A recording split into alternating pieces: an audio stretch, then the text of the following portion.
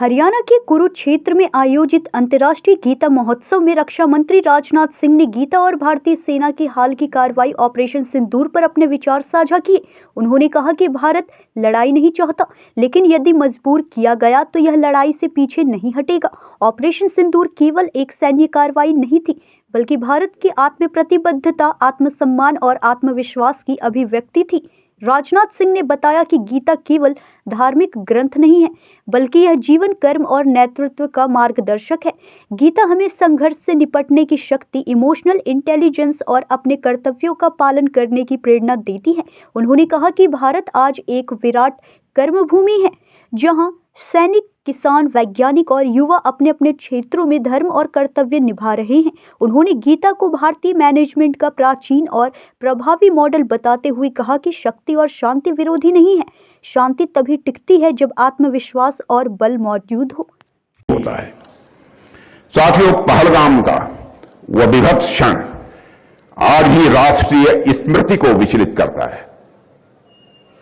जब हमारे पहलगाम के वहां पर पर्यटन के लिए गए निर्दोष यात्रियों को धर्म पूछकर मारा गया था।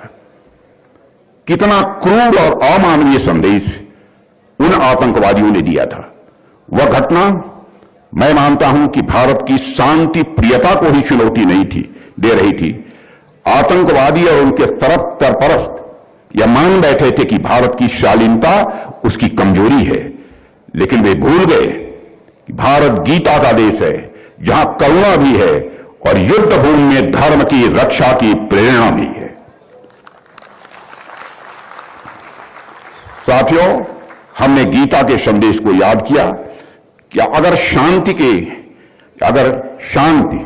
के तप को, यदि शांति के तप को जीवित रखना है तो उसके भीतर शक्ति का ताप अनिवार्य है।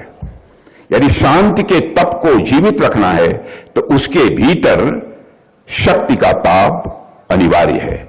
यदि निर्दोषों की रक्षा करनी है तो बलिदान देने का साहस भी उतना ही आवश्यक है। जो लोग हमारी सहिष्णुता को कमजोरी समझ बैठे थे, उन्हें ऑपरेशन सिंदूर के माध्यम से भारत ने ऐसा जवाब दिया जिसे आज तक वह भूल नहीं पाए हैं। साथियों, हमने दुनिया को दिखाया कि भारत लड़ाई नहीं चाहता है, लेकिन यदि मजबूर किया गया तो भारत लड़ाई से भागता भी नहीं है और माकूल जवाब भी भारत देता है। न्यूज़ इंडिया 24 से काजल सिंह, ब्यूरो रिपोर्ट।